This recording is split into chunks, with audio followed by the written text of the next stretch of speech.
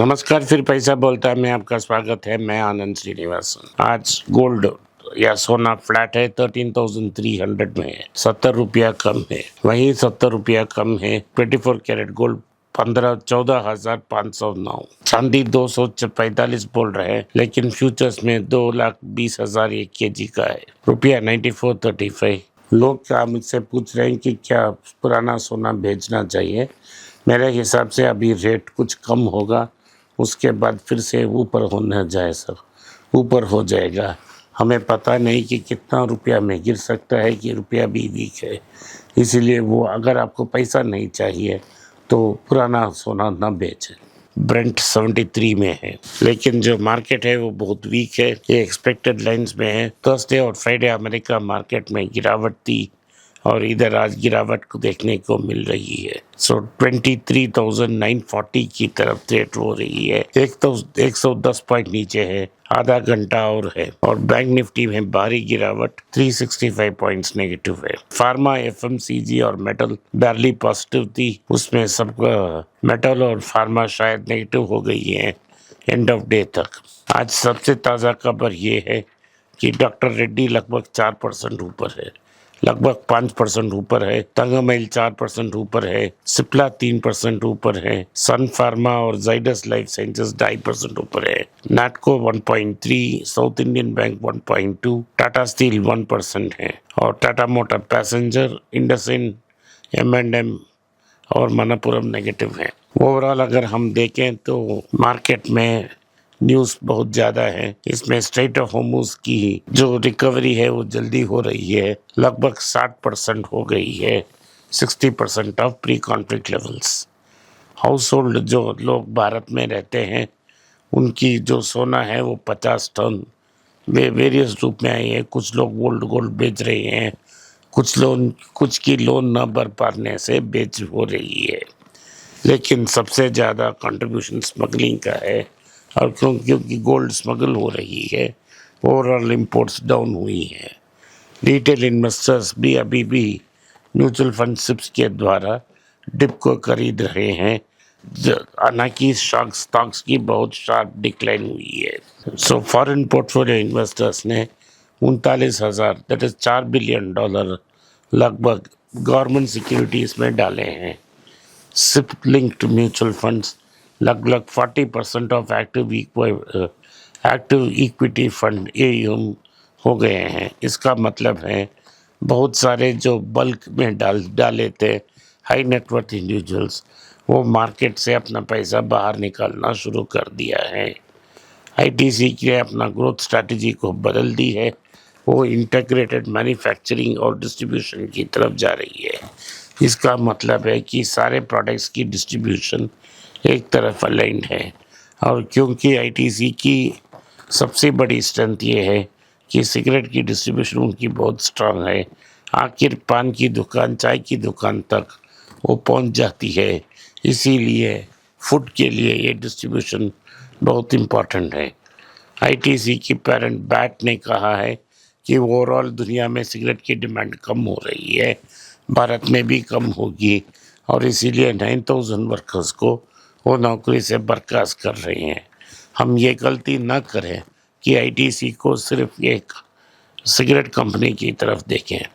ITC की package revenue business पिछले साल $2 बिलियन क्रॉस कर चुकी है।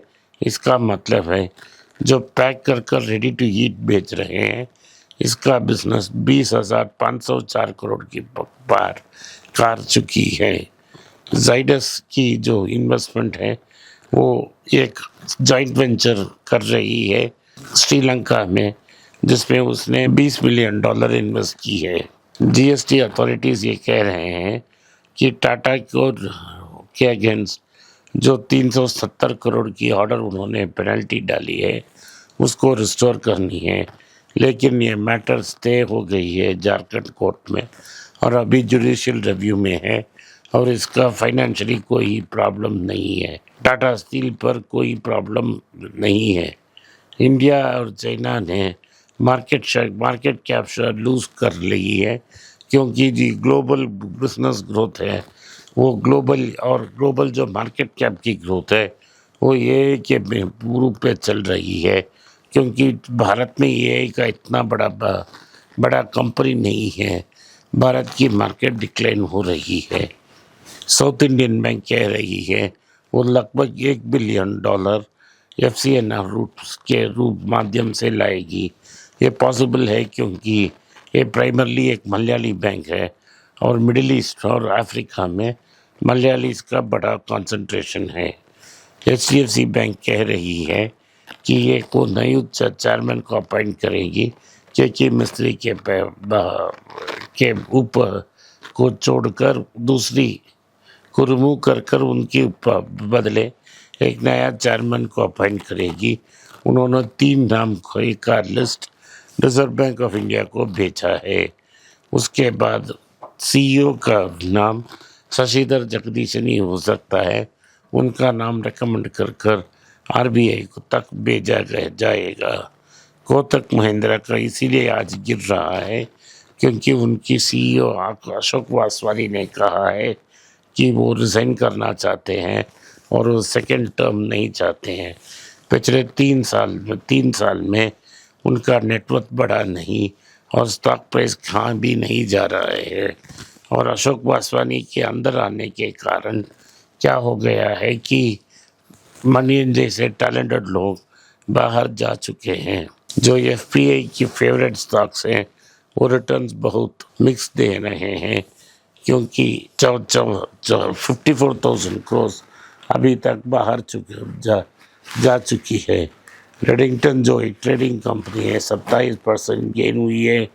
हिंडाल्को और इन्फ्लोसिस डिक्लाइन की है और स्ट्रॉन्ग एफपीआई ओनरशिप मार्केट की स्टॉक परफॉर्मेंस को गारंटी नहीं करती।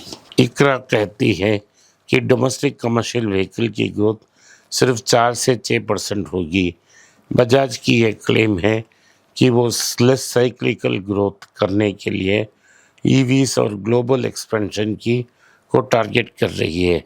मारुति कह रही है कि वो अपना मार्केट शेयर को बढ़ाएगा एसयूवी डिमांड से, लेकिन मारुति के पास एक स्ट्रॉन्ग एसयूवी व्हीकल नहीं है। बायजूस कह रहे हैं कि उनकी लेंडर्स चाहते हैं कि वो 30% ऑफ आकाश की शेयर्स उनको ट्रांसफ़र कर दें ताकि उनको कुछ रिकवरी आ सके। ज़ीरोडा कह रहा है कि वो एक मर्चेंट बैंकिंग की लाइसेंस अप्लाई कर रहा है ताकि उनको आईपीओ मैनेजमेंट करने का राइट्स मिल जाए। आज के लिए इतना ही। आपने इस पॉडकास्ट को सुना, इसके लिए मैं आपका आभारी हूँ। हो सके तो वीडियो को लाइक कीजिए, चैनल को सब्सक्राइब कीजिए और बेल नोटिफिकेशन दबाएं। अगर आप हमसे संपर्क करना चाहते हैं, नीचे एक व्हाट्सएप नंबर दिया गया है और एक ईमेल भी दिया गया है। आप व्हाट्सएप से हमें संपर्क कर सकते हैं या ईमेल के थ्रू कांटेक्ट कर सकते हैं। आज के लिए इतना ही। आपने इस पॉडकास्ट को सुना, इसके लिए मैं आपका आभारी हूँ। हो सके तो वीडियो को लाइक कीजिए, चैनल को सब्सक्राइब कीजिए और बेल नोटिफिकेशन दबाएं। इस वीडियो को अपने दोस्त और रिश्तेदार के पास भेजें और उन्हें देखने की आग्रह करें। नमस्कार, धन्यवाद, जय हिंद। अगर आप मुझसे संपर्क करना चाहते हैं, नीचे दिए गए ईमेल में मेल भेजें। मेरी टीम आपके साथ संपर्क करेगी और मदद भी करेगी।